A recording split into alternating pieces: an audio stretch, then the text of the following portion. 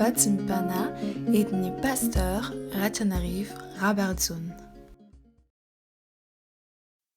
Aoka iombavaka izay tompoko.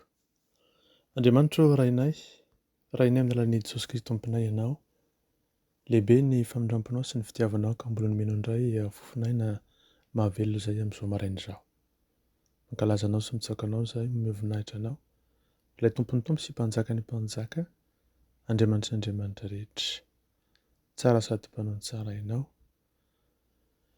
Ilay mitoetra eo amin'ny seza fiandrianana manirinirina kanefa mijerina ity ambany toerana ity.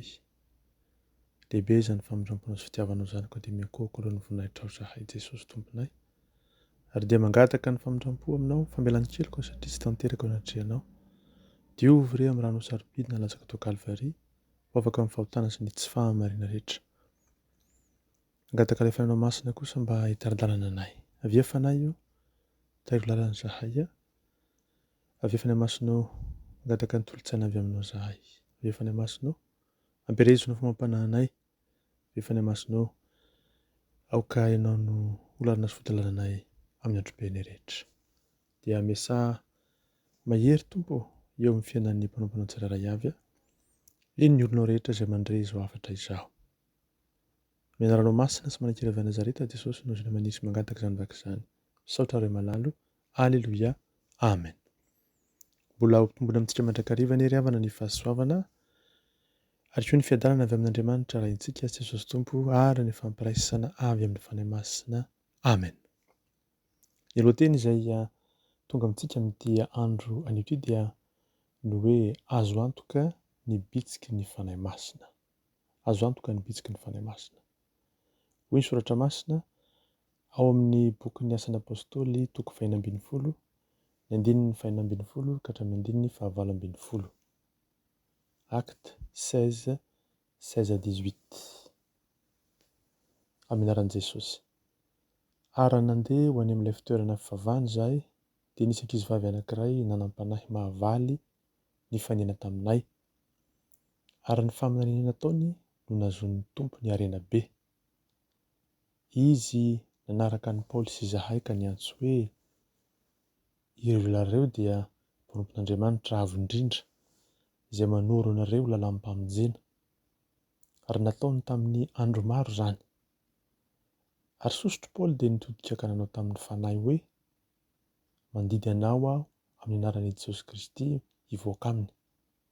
Dia nivoaka tamin'izany oro izany indrindra izy. Amen. Misy tokoa ny fanahiny atao hoe skidy izay mety tonga na dia manodidina ny zanak'Andriamanitra aza. Ary eo indrindra ny mila fanavahana tsara. Ny azo antoka irery ihany dia ny bitsiky ny Fanahy Masina. Ary raha ny bitsiky ny Fanahy Masina izany no ataon'ny Tompo fampatsiahivana antsika amin'izao andro izao. Hoy Jesosy, ry malalako, izao tontolo izao dia feno mpaniratsira izay misalasala. Tsy mahalala ny lalako ombany. Manamavo ny fanomezam-pahasoavana izay nomeko. Indraindray dia tahaka ny mahakify izany. Nefa irendretra iny dia hiala tahaka ny zavona ihany. Ny sasany dia resy lahatra fa ny manao soa ho ahy amin'ny fandravahana ny asa fanompoana sy ny asan'ny saina, fampiasana ny lojika, diso, anaratsiana ny fampiasana ara-dalàna ny soratra masina, dia heverina izany fa mahasoa ahy na koa zavatra izay ankasitrahako. Ny fanoherana ny asan'ny Fanahy Masina ve dia ho ankasitrahako? Tsia. Ny fanahiko dia miteny mandrakariva ary mampatsiahy anareo lalako ombana. Miandranao ary fitiavako. Miandranao mba hitondra ny enta-mavesatra ao am-po, mba ahatonga anao handray anjara koa eo amin'ny famonjena an'izao tontolo izao. Vitsy ny olona mahatakatra ny momba ny Fanahy Masina, ary ihany koa vitsy ny olona izay mampianatra ny herin'izany Fanahy Masina izany eo amin'ny fiainan'ny zanak'Andriamanitra. Ny diabini masy dia mamitaka na dia nanomboka fidy aza, fa eo kosa ianao izay manana ahy ampita ny hetsiky ny fanahy dia ny Fanahy Masina izany. Fanampiana sarobidy ho anao ho fahafantarana ny marina. Tsarovy mantsy fa ny kristiana izay tsy manana traikefa mihoatra noho ny zavaboary dia tsy mahalala ny hevitry ny teny hoe andeha amboatra fitoerana nareo aho. Rehefa nilazany tamin'ny mpianatra aho ary manambara izany koa aminareo ankehitriny dia zavatra ambadiky ny voary hitanareo ankehitriny izany. Izay no ilaina n'ilay finoana izay napetraka tao am-ponareo. Ianao ary ry olon-tiako, tsy mahalala izany va? Ianao va ary malalako, tsy mahafantatra sy tsy mahay mandanjalanja ny fampianarako? Betsaka ny fampianarana izay manodikodina ny sain'ny olona ankehitriny. Ao ny antokom-pinoana samihafa, ny antokom-pavahana marobe izay milaza hitarika anao amin'ny fahamarinana sy ny fahasambarana. Izaho ilay efa nahafoy ny ainao, ny aiko ho anao teo amin'ny fijaliana no hany mahafantatra ny lalana sy ny fahamarinana mankany amin'ny fahasambarana. Tsarovy fa manizingizina mandrakariva aho aminao, fa zava-dehibe ny fahafantaranao ny lalana mankany amin'ny fahamarinana vokatry ilay asan'ny Fanahy Masina izay mitoetra ao anatinao. Tsarovy isan'andro ihany koa fa ilay ratsy dia mitondra mankany amin'ny fahaverezana mandrakariva. Tohizo ary ny fibebahana, ny fivampo, fanorantena, ny fiadanana, ny fifaliana. Fantatrao fa izany rehetra izany no efa nampianariko anao. Riondriko omeko anareo ny fitsipiky ny fahaiza-manavaka mba hihoatra noho ny zavatra izay heverina fa mahazatra tahaka ny confesy, fa mandeha lavidavitra kokoa mankany amin'ny fibanjinana ny fahamarinana sy ny fiombonana amiko tanteraka. Indro ny Fanahy Masina tokoa no mitarika anareo amin'ny fahamarinana rehetra araka izay nampanantenaiko, fa manana zavatra maro lazaina aminareo tokoa aho izay tsy mbola zakanareo amin'ny fotoana sasany. Fantatrareo ve fa mila mivonona ny andre izay zavatra ao anatin'ny foko ianareo?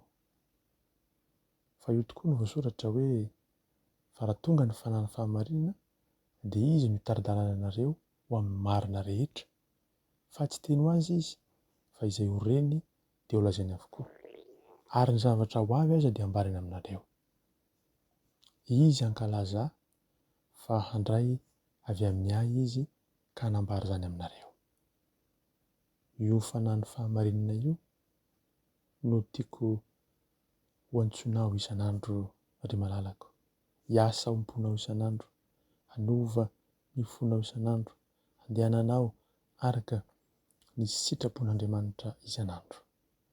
Raha mazava aminao izay ka tanterahinao dia indro mandeha tokoa anao amin'ny lala marina, tsy mety diso fa azo antoka fiandry tanteraka. Tokony hazava aminao isan'andro izany ka tsy hampisalasala anao.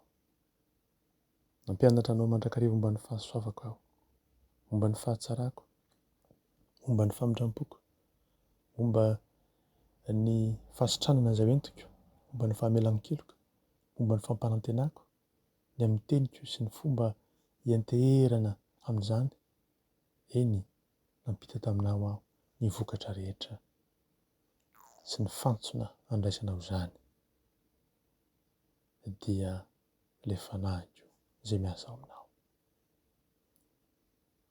Izaho ary no tiako ambara aminao amin'ity andro ity. Fanahy masina, fanahin'Andriamanitra, fanahiko izany no tarantarana anao ka afaka tokoa ianao azo antoka izany. Mampirisitra anao ary aho, mandehana manomboka izao, mihaino tsara ny feoko ary ny koa hiala amin'izay rehetra mety fisalasalana tsy andehananao amin'ny sitraky ny voko. Efa rava hatry ny ela ny fanjakan'ny Satana ary maneho aho aminao ilay fanjakan'Andriamanitra. Tsy azo hozongozonina, tsy azo ampiroroana, azo antoka fendro tanteraka fa indro tena mitoetra ilay fifaliako satria amin'ny andro izay tsisy ny fitaka intsony na ny fisarahana na ny ahiahy na ny fitsarana na ny aizonao-po sy ny ao an-tsain'ny ankonako.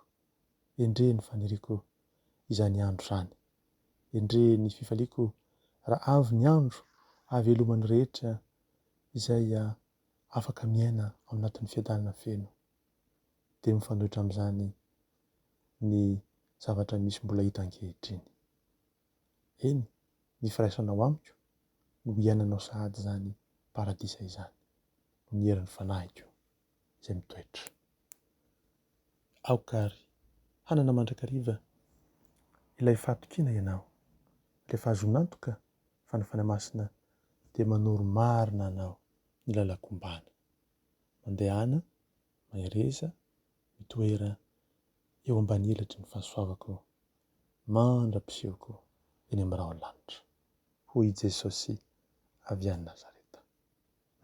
Saotra Tompo, mankasitraka Jesosy Tomponay eo, miamboninahitra ianao, Ray Masina tsara indrindra. Dia raha ianao Fanahy Masina satria manakambara tokoa ianao aminay fiangonanao, aminay kristiana tsirairay avy, aminay olon'ny tianao Jesosy. Voninahitra ho anao irery ihany. Ary dia kataka-mona mandrakariva zahay. Tario lalana mba handeha amin'ny lalana izay tondranao anay dia lala marina. Lalana izay efa masaka hatry ny ela. Lalana izay noronao izay tokony ho izoranay, ahatonga anay tsy hiodikodina etsy sy eroa na hivezivezy na sanatria ho very, fa andeha kosa amin'ny fanatrehanao, amin'ny fahazavanao. Avia Jesosy Tompo fahazavan'izao tontolo izao, ianao ilay efa nanomenay ny fahazavana tokoa mba hanazava ny lalanay. Avia Tompo, tsy lovy mandrakariva amin'ny fahazavanao ny fonay mba hialan'ny aizina rehetra. Tsy lovy amin'ny alalan'ny fahazavanao ny fiainanay sy ny lalakizoranay mba hialan'ny aizina rehetra. Tsy lovy amin'ny fahazavan'ny fahazavanao no avy ny manontolo mba hialan'ny aizina rehetra ka ahafantaranay ilay fahazavana mahagaga izay entinao. Azonay toky sy fanantenana, fonina velona tsy azo zongozonina fa miara-dalàna aminay ianao, eo andilanay ianao. Tsy miankina tokoa izany amin'ny fihetsem-ponay, tsy miankina tokoa izany amin'ny traikefanay, tsy miankina tokoa izany amin'izay rehetra mety ho eritreretinay sy ny fisainanay ary ny fahaizana ampahalalanay, fa miankina aminao irery ihany Jesosy. Tomoera Tompo aty anatinay, lalina indrindra ka ny fahazavanao ny mba ampatsiahanay isan'andro ny fitiavanao, ary izany fitiavanao izany no hanjaka mipona isan'andro ho voninahitra. Idera ny laza ny haja ny voninahitra dia ianao ry Tompo sy mpanjaka ny mpanjaka, fa Ao kosa ny fahasoavanao Jesosy Kristy sy ny fitiavanao Andriamanitra ray, ny hery sy ny fampiraisana avy amin'ny Fanahy Masina.